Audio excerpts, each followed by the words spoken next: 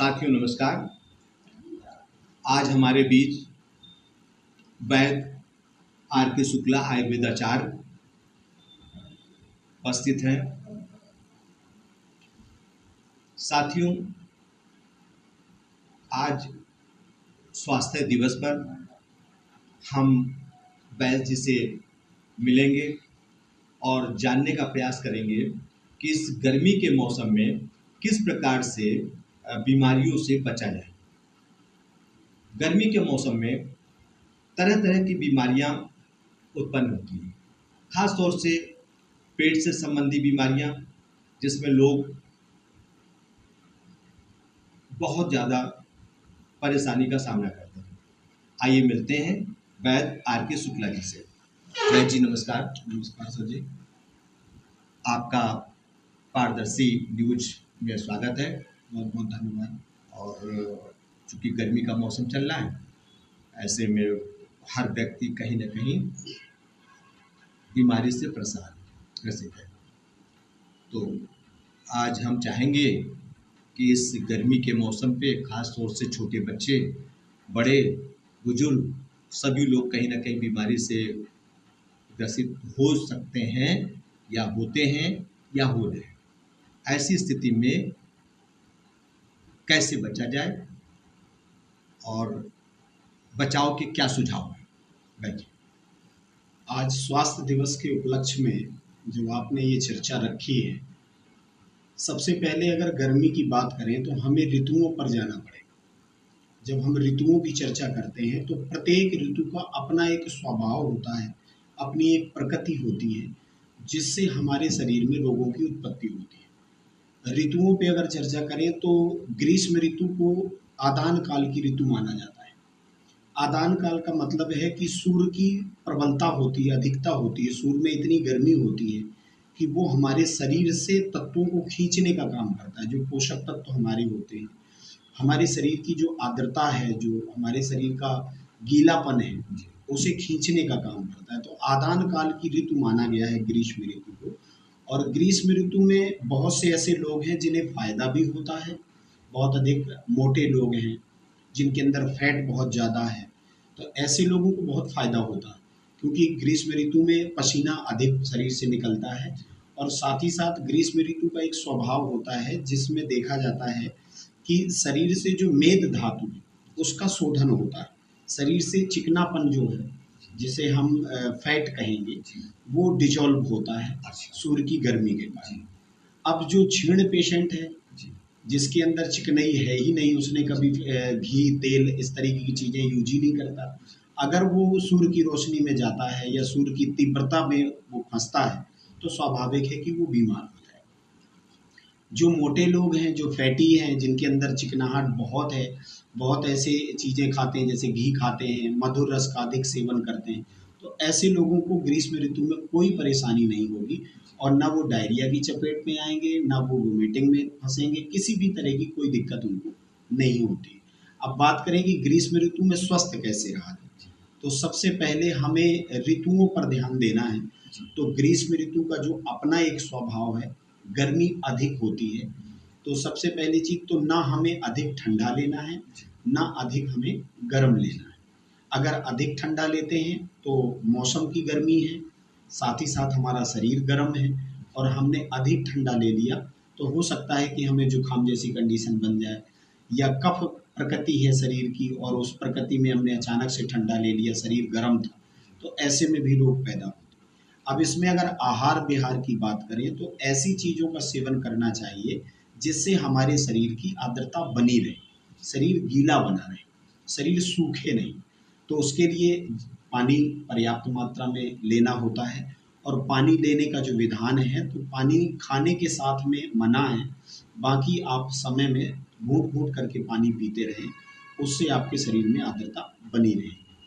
अब विशेषकर जो रोग देखे जाते हैं, लू लगना, तो जब भी कभी आप घर से निकलें तो सर ढकने का विधान है। ग्रीष्म ऋतु में सर ढक करके ही शरीर बाहर निकलना चाहिए, जिससे शरीर में सर हमारा जो है वो सूर्य का केंद्र माना जाता है, यानी कि यहाँ पर गर्मी ज़्यादा प्रभावशाली होती है, तो सर ढक करके निकलना है।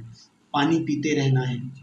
कभी भी ऐसा नहीं करना है कि बहुत सी अच्छी चीज़ें घर में बनी हैं और हम बहुत सी चीज़ों को मिला जुला करके खा लें और बहुत सारा खा लें, जिसमें पेट में हमारे पानी की जगह ना रहे। अब अगर पानी की जगह नहीं है, आमाशय हमारा फुल है और हम पानी पीते जा रहे हैं, तो उससे हमारे शरीर में परेशानियां पैदा होंगी, पलटियां होने लगेंगी, जी मिचलाएगा, एसिड बनने लगेगा, कई कारण उसमें उपस्थित हो जाते हैं। तो ग्रीष्म ऋतु से बचने के लिए सबसे अच्छी चीज़ है कि हमें अपनी जो दिनचर्या है उसको ऐसे सेट करना है। ग्रीष्म ऋतु में सोना बहुत अच्छा माना जाता है, लेकिन सोने के लिए लगभग 30 से 45 मिनट या 1 घंटे के बीच में व्यक्ति को सोना चाहिए। सोना उन व्यक्तियों को चाहिए, हाँ, दिन में सोने से शरीर में कफ बढ़ता है। अच्छा। तो कफ वजन होता है, कफ में गुरु स्वभाव उसका गरिष्ठ है, कफ भारी होता है, तो कफ हमारी रक्षा करता है। अच्छा। गर्मी से हमारे, जैसे आपने देखा हो कि हाथ अगर रूखा है और हम ऑयल अप्लाई कर देंगे तो उससे हमें लाभ मिलेगा, उसका रूखापन चला जाएगा। तो सूर्य की गर्मी है तो शरीर में रूखापन बढ़ना है, क्योंकि जल भी सूखेगा, साथ ही साथ हमारी धातुओं में भी शोषण होगा, वो भी सूखेगी। तो हमें ऐसी चीज़ों का सेवन करना है जिससे हमारी धातुएं अच्छे से बनी रहें और उनमें एक नरिशमेंट बना रहे। तो इस पे हमको ध्यान देना है। अच्छा वैद्य जी, जैसे कि गर्मी में सामान्यतः बहुत सारे लोग कहते हैं खीरा, ककड़ी, तरबूज, इन चीज़ों को खाना चाहिए। हाँ, इससे क्या लाभ होता है? कहीं ऐसा तो नहीं कि ज़्यादा खाने से पानी, जैसे अभी आपने बताया कि हीट और ठंडक का प्रभाव हो सकता है, तो इसको किस प्रकार से कैसे लेना चाहिए? देखिए, अगर खीरा, ककड़ी जो मौसमी फल हैं, जी। इनमें मिनरल्स होते हैं, जैसे सोडियम है, पोटेशियम है, ये सारी चीज़ें जो हैं उसमें होती हैं। तो नमक की खासकर आवश्यकता होती है गर्मियों में, तो सोडियम खीरे में है, ककड़ी में है, इनमें पाया जाता है, तो ये हमारी रक्षा करते हैं। अब विधान ये है कि क्या शाम को खाया? देखिए, खीरा ककड़ी खाना तो अच्छी बात है, लेकिन इन्हें कब लिया जाए? तो या तो आप भोजन के साथ इन्हें लें, खूब चबा चबा करके खाएं, या फिर आप ऐसा समय निश्चित करें जैसे 2 से 3 बजे का जो समय है, तो दोपहर का खाना जब हमारा पच जाए, इसके बाद आप सलाद का सेवन करें, बहुत अच्छा काम करेगा। बहुत से लोगों में एक विचारधारा बन गई है कि वो गर्मियों में कोई भी जूस लेते हैं तो उसमें नमक डाल करके लेते हैं। तो अब आपने गन्ने का जूस लिया, गन्ने का जूस ठंडा होता है, अब आपने उसमें नमक मिला दिया, तो गन्ने की आपने जो जूस की तासीर है, आपने तासीर को बदल दिया। ये नमक डाल के नहीं पीना चाहिए। हाँ, आपने किसी भी जूस में जैसे ही नमक डाला तो वो विरोधाभास, आपस में वो दोनों प्रकृतियां, क्योंकि आयुर्वेद का अपना एक सिद्धांत है और आयुर्वेद एक ऐसी विधा है, एक ऐसी पद्धति है, हम उसे वेद मानते हैं और संसार का ऐसा कोई प्राणी नहीं है जो आयुर्वेद को वेद न स्वीकार करता। अनादि है, इसका किसी ने लिखा नहीं है, सभी ने एक दूसरे से सुनकर के गुरु शिष्य परंपरा से इसको सीखा। तो इसमें विधान है कि रस, वीर, विपाक, खाने में किसी वस्तु को जो हम कोई भी पदार्थ ले रहे हैं तो वो रस कौन सा है उसमें। तो 6 रस होते हैं, मधुर, अम्ल, लवण, कटु, तिक्त, कसार। तो ये 6 रस हैं। तो हमने कौन सी ऐसी चीज ली है जिसमें रस हमारा कौन सा है, ये ध्यान में रखना होगा। वीर, उस रस का वीर कैसा है, उष्ण है या ठंडा है, ठंडा है या गर्म है, उष्ण है या शीत है, तो हमें उस पदार्थ का वीर देखना है। विपाक, विपाक का मतलब कि जो चीज हमने खाई है और वो पाचन हो गया, उसका पाचन के बाद वो किस तासीर में बदल रहा है, अम्ल में जा रहा है, कटु में जा रहा है, किस रूप में परिणित हो रहा है शरीर में जाकर के, तो ये विचार करना चाहिए। तो सलाद लेना अच्छी बात है, नारियल पानी लीजिए, आप तरबूज लीजिए, खरबूज लीजिए, खीरा लीजिए, ककड़ी लीजिए, लेकिन इनके साथ नमक का यूज मत। अच्छा जी, क्योंकि खीरे में सबसे ज़्यादा सोडियम है। अब उसमें सोडियम पहले से पहले आप उसमें और नमक डाल दो तो सोडियम की आप क्वांटिटी बढ़ा रहे हैं उसकी, अब सोडियम बढ़ जाएगा। आप हाई ब्लड प्रेशर के पेशेंट हैं, आप खीरा आप खाए जा रहे हैं तो आपके ब्लड में सोडियम की मात्रा बढ़ जाएगी। अब सोडियम की मात्रा बढ़ेगी तो बीपी आपका बढ़ेगा। अब आपने कहा मैंने तो अच्छी चीज़ खाई थी, खीरा खाया था, ये शरीर को ठंडक देगा, पानी भी देगा, लेकिन आपने एक गलती कर दी, जो आपने उसके नमक को बढ़ा। तो हमें किसी भी पदार्थ को लेना है, कोई भी द्रव्य हम शरीर में अगर लें, कोई भी आहार लें, तो उसमें हम इन 6 रसों पे विचार करते हैं। ग्रीष्म ऋतु के जो रस माने जाते हैं उसमें मधुर रस बहुत अच्छा होता है। ग्रीष्म ऋतु में सत्तू खाना बहुत अच्छा होता है। सत्तू को ऐसा किया जाता है जिसे न चबाया जा सके और न उसे बिल्कुल पानी जैसा किया जाए, लगभग उसे ऐसा कर लें कि उसमें पानी की मात्रा पर्याप्त हो, क्योंकि सत्तू जो है वो पानी को सोखता है। दूसरा आ जाता है जैसे दही लोग खाते हैं, तो दही अगर आप ग्रीष्म ऋतु में खाते हैं, बोले दही तो फायदा करता है, अच्छी बात है, आंतों के लिए अच्छा है, डाइजेशन के लिए भी अच्छा है। लेकिन अगर आपने दही के साथ नमक ऐड कर दिया तो दही की तासीर को आपने बदल दिया, वही दही आपके लिए हानिकारक हो जाएगा। तो दही को खाना है तो मीठे के साथ खाना है, सत्तू को खाना है तो भी मीठे के साथ खाना है, अच्छा। लेकिन उसमें पानी पर्याप्त मात्रा में डालना है। अब दही खाने में एक और फायदा है, बहुत से लोग हैं कि वो आधा किलो, 500 ग्राम, 1 किलो दही यूज करते हैं और पूरे परिवार में मिलके खाया जाता है। तो कहते हैं कि आप 250 ग्राम दही यूज करिए और उसमें कम से कम 1.5 लीटर पानी यूज करिए। तो दही को जब पानी के साथ, ज़्यादा पानी के साथ हम मथ के बनाते हैं तो आयुर्वेद में उसे मंथ कहा जाता है और ये बहुत शीत होता है, शरीर को ठंडक देता है, धातुओं का पोषण। बहुत बढ़िया, बहुत बढ़िया। मैं एक क्वेश्चन और करेंगे आपसे। जी। भाई जी, ये ग्रीष्म ऋतु में खास तौर से जैसे अभी आपने बताया कि पानी की कमी होने लगती है, तो ऐसी स्थिति में माताएं बच्चों का ध्यान नहीं रख पाती हैं। वो कैसे वो ध्यान रखें कि बच्चों में पानी की कमी ना हो पाए? वो कैसे बचाव करें ताकि उनका बच्चा स्वस्थ रहे? देखिए, छोटे बच्चों में सबसे बड़ी चीज़ है कि वो अपनी बात बता नहीं पाते। जी। उन्हें कौन सी चीज़ परेशान कर रही है तो वो उस चीज़ को महसूस करके क्लियर शब्दों में नहीं बता पाते। नहीं बता पाते। तो जो घर में सदस्य होते हैं उन लोगों की जिम्मेदारी होती है कि हम उनके लक्षणों को देख करके चिकित्सा करें। जैसे अगर बच्चे के होंठ सूख रहे हैं, होठों में फटन आ रही है, होंठ फट रहे हैं और बड़ा ड्राइनेस है, सूखे हैं, तो समझिए कि बच्चे के अंदर पानी की कमी है।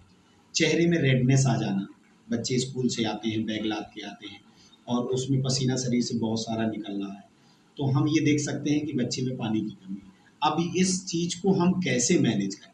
तो गर्मियों में देखा जाता है कि जितनी भी उष्ण प्रकृति की चीज़ें हैं, उनका सेवन मत करें। बच्चों को ना अधिक नमकीन वाली चीज़ें दीजिए, ना उन्हें फास्ट फूड वाली चीज़ें दीजिए। ज़्यादातर जैसे बच्चे स्कूल जाते हैं तो पराठे माताएँ बाँध दे देती हैं उन्हें टिफ़िन में पैक करके, तो नहीं देना चाहिए। सरसों के तेल का प्रयोग नहीं करना चाहिए। अगर बच्चे को आप कुछ देना चाहते हैं, टिफ़िन में पैक करना चाहते हैं, तो उसे अच्छा शुद्ध घी हो, देसी, उसे अच्छे से आप रोटी में लगा कर के बच्चे को दें। तो उससे उसके शरीर में एक तो कफ उसका इम्बैलेंस नहीं होगा, धातुएँ उसकी नष्ट नहीं होंगी, शरीर को ठंडक मिलेगी। साथ ही साथ छोटे बच्चों के लिए मिश्री मिश्रित दूध आधा पानी, अगर 1 चम्मच मिश्री डाल करके हम बच्चों को सुबह पिला करके भेजते हैं, तो पूरा दिन उनका शरीर जो है वो पानी भी उनके शरीर में रुकेगा, क्योंकि शरीर में ठंडक है। पानी तब नहीं रुकता जब शरीर में गर्मी होती है। प्रॉपर मात्रा में बच्चा मोशन जा रहा है कि नहीं जा रहा है, बच्चे पेशाब कैसी कर रहे हैं, तो इन सब छोटी-छोटी चीज़ों में ध्यान देना है। तो बच्चे में कभी भी कोई दिक्कत नहीं आएगी। और ग्रीष्म ऋतु ये एक शोधक ऋतु है, इसमें प्रत्येक व्यक्ति को अपने उदर की शुद्धि करनी चाहिए। जो भी गर्मी के बीमारियों से बचना चाहता है, डायरिया से बचना चाहता है, वोमिटिंग से बचना चाहता है और भी बहुत सारी गर्मी की बीमारियां होती हैं, तो उनसे अगर बचना चाहता है तो दिन में सोना, लेकिन लगभग 1 घंटे तक, प्रातःकाल जल्दी जागना, प्रातःकाल अधिक व्यायाम ना करना। ग्रीष्म ऋतु में अधिक व्यायाम के लिए मना किया गया। बसंत ऋतु में आप खूब सारा व्यायाम कर सकते हैं, लेकिन ग्रीष्म ऋतु में व्यायाम को वर्जित कहा। बहुत कम मात्रा में सिंपल टहल करके आप आइए और स्नान करिए, पूजन भजन करिए। चंदन शरीर में लगा सकते हैं, चंदन का प्रयोग बहुत अच्छा हो सकता है। आम का पन्ना, आम का पानक आप ले सकते हैं, सेंधा नमक डाल करके उसमें प्याज, लहसुन, धनिया पत्ता सभी चीज़ डाल सकते हैं। लौकी का यूज आप बहुत अच्छे से कर सकते हैं। आप उसमें मुनक्के का यूज कर सकते हैं, मिश्री का यूज कर सकते हैं। आधा दूध आधा पानी, इस तरीके से आप ले सकते हैं। मक्खन, नवनीत, नवनीत जो है बलवर्धक है और बच्चों के लिए खासकर बहुत अच्छा है। तो नवनीत मक्खन अगर घर का निकाला हुआ है तो 1 चम्मच नवनीत मिश्री मिला करके बच्चों को ज़रूर खिलाएं, तो इससे उनके शरीर में ठंडक बनी रहेगी और बीमारियों से बचेंगे।